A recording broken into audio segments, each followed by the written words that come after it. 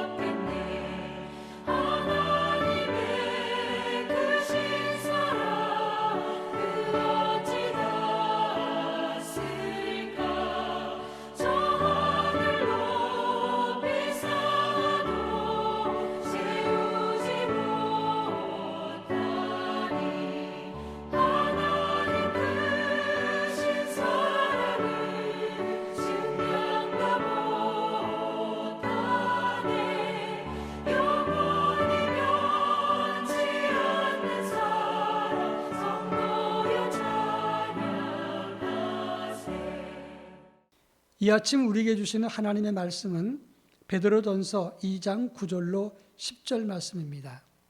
신약성경 베드로전서 2장 9절로 10절 말씀입니다. 제가 봉독합니다. 그러나 너희는 택하신 족속이여 왕같은 제사장들이여 거룩한 나라여 그의 소유가 된 백성이니 이는 너희를 어두운 데서 불러내어 그의 기이한 빛에 들어가게 하신 이의 아름다운 덕을 선포하게 하려 하심이라. 너희가 전에는 백성이 아니더니 이제는 하나님 백성이요 전에는 긍휼을 얻지 못하더니 이제는 긍휼을 얻은 자니라. 아멘. 자기가 누군가 아는 사람과 자기가 누군지를 모르는 사람은 큰 차이가 있습니다. 아무리 힘든 군사훈련을 받아도 사병으로 교육받는 사람과 장교로 교육받는 사람의 태도는 다릅니다. 장교를 교육받는 사람들은 나는 이 나라의 장교다 이런 마음으로 교육을 받기 때문에 사병들보다는 훨씬 더 고강도의 훈련도 견디고 불평이 없습니다. 사순절 기간 동안 우리가 가져야 될 영상 가운데 중요한 것 가운데 하나는 우리는 하나님의 선택을 받고 하나님의 소유가 된 존재라는 사실을 아는 것입니다. 오늘 우리가 읽은 베드로전서 2장의 말씀을 통해서 우리가 어떤 존재인지, 우리가 어떻게 하나님의 사람으로 살아야 되는가를 함께 살펴보겠습니다. 제일 먼저 9절에 보면 너희는 택하신 족속이요 왕 같은 제사장이요 거룩한 나라요 그의 소유가 된 백성이라고 말씀을 하고 있습니다. 여기서 택하신 족속이라고 하는 것은 하나님의 택하신 혈통이란 말입니다. 왕 같은 제사장이란 말은 왕임과 동시에 제사장이란 뜻이고 거룩한 나라라고 하는 말은 구별된 성결한 존재라는 뜻입니다. 그리고 소유된 백성이라고 하는 말은 페리포이에신이라는 단어인데 이 말은 특별한 대가를 지불하고 획득한 존재라 그런 뜻입니다. 우리가 어떤 존재입니까? 하나님의 아들 예수의 피를 지불하고 하나님이 우리를 자녀 삼으신 하나님의 백성입니다. 염소와 송아지의 피가 아니라 또 단번에 자기 몸을 들이심으로써 바로 예수께서 우리를 위해서 희생하신 그리고 우리를 구속하신 우리는 하나님의 자녀인 것입니다. 제가 전에 이중섭 화가의 특별전에 가본 적이 있었습니다. 많은 그림 중에 은지화라고 하는 것이 있습니다. 은지화라고 하는 것은 담뱃값을 싼 은박지를 말하는 것인데 6.25 피난 시절에 이중섭 화가는 부두 노동자로 노동을 했다고 합니다. 하루 종일 낮 시간에 고된 노동을 하고 저녁 때 숙소에서 은박지를 가지고 목 같은 것을 긁어서 그림을 그렸다고 합니다. 종이는 싸구려 담배값이나 싸는 은박지입니다. 그러나 이중섭이 그렸을 때 그 그림은 가치가 높은 그림이 되었다고 하는 겁니다. 우리도 마찬가지입니다. 우리는 세상에서 버려진 가난하고 죄 많고 별 볼 일 없는 존재입니다. 그렇지만 우리에게 예수의 보혈의 피를 흘리시고 주님이 그림을 그리셨습니다. 그리고 거룩한 대가를 지불하고 우리를 하나님 자녀 삼았다고 하는 것입니다. 우리는 어떤 존재입니까? 적어도 하나님의 아들 예수의 피값으로 우리를 구원해 주신 하나님의 자녀라는 자부심을 갖는 것이 우리에게 필요하다고 하는 것입니다. 그런가 하면 본문 10절에 보면 너희가 전에는 백성이 아니더니 이제는 하나님 백성이요 전에는 긍휼을 얻지 못하였더니 이제는 긍휼을 얻은 자니라 그랬습니다. 하나님의 소유된 백성이라는 말과 비슷한 말입니다. 그러나 중요한 것은 전에는 우리가 긍휼을 얻지 못한 백성이었지만 지금은 하나님의 은혜를 받은 백성이라고 하는 말씀입니다.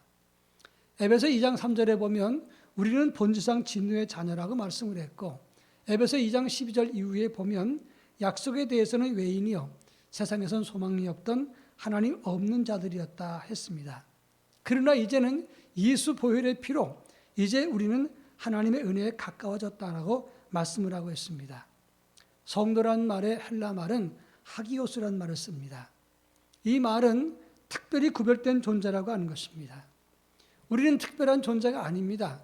그렇지만 예수 그리스도를 통해서 특별한 존재가 되었다고 하는 것입니다. 예수의 사랑과 희생과 그 하나님의 은혜 때문에 아무것도 아닌 인생들이 하나님의 은혜를 입는 하나님의 특별한 존재가 되었다고 하는 것입니다. 바로 여기에 중요한 포인트가 있는 것입니다. 우리는 함부로 살 자녀가 아닙니다. 적어도 우리는 하나님의 특별한 사람인 것을 스스로 인식하고 살아야 됩니다. 배너라고 하는 영화를 보셨을 줄 압니다. 배너가 이래 노예선에 타게 되어서 3년 동안 노예선에서 노를 젓는 신세가 되었습니다. 그 배의 총사령관은 집정관 아리우스였습니다. 전투가 났을 때 이 아리우스가 탔던 배너의 배가 깨지고 그리고 전쟁에서 실패를 했습니다. 아리우스는 죽으려고 자결하려고 했는데 배너가 그를 구해줬습니다. 나중에 알고 보니까 집정관의 배만 불탔지 다른 배들은 다 큰 승리를 했습니다. 그 이후에 배너는 노예에서 아리우스의 양자가 되어서 그의 건세를 덧입게 됩니다. 바로 이것이 변화된 존재라고 하는 것입니다. 우린 노예 같은 존재였지만 그러나 예수 그리스도의 보혈의 피로 인해서 하나님의 자녀의 권세를 갖게 되는 하나님 백성이 되었다고 하는 겁니다. 따라서 우리는 함부로 살 존재가 아닙니다. 그렇다면 우리는 우리의 삶은 어떻게 살아야 되는가?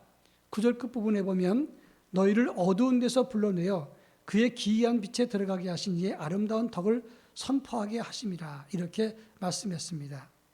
우리를 불러내서 하나님의 은혜의 빛에 들어가게 하신 하나님의 은혜와 사랑을 선포하고 그것을 갚는 사명을 감당해야 된다 이렇게 말하고 있는 것입니다. 칼 힌터라고 하는 사람은 우리 인생의 최고의 날은 자기의 사명을 깨닫는 날이라 이렇게 말했습니다. 우리가 영원한 저주와 고통 속에 버려졌을 때 우리를 위해서 하늘 보좌를 버리시고 십자가를 지시고 물과 피를 아낌없이 쏟으셔서 우리를 구원하신 그 사랑을 나누고 보여주는 것이 우리의 최고의 사명인 것입니다. 사순절 영성을 가지고 주님의 사랑을 나누고 베푸는 하나님의 거룩한 백성이 되기를 바랍니다. 기도하겠습니다. 이 세상에서 아무것도 아닌 존재, 번제상 진노의 자녀요 약속에서는 외인이었던 우리를 예수의 보혈의 피와 하나님의 사랑으로 구원해 주시고 하나님의 특별한 은혜를 덧입게 하시니 감사합니다. 우리는 아무렇지도 않게 생긴 존재가 아니라 존귀한 존재요 하나님의 사랑을 입은 존재인 것을 기억하고 주님의 말씀을 붙잡고 살아가는 하나님의 거룩한 사람들이 되게 하옵소서. 그리고 주께서 허락하신 그 큰 사랑을 이 세상에 나누고 선포하는 하나님의 거룩한 자녀로서 사명을 감당케 하옵소서. 예수님의 이름으로 간절히 기도합니다. 아멘.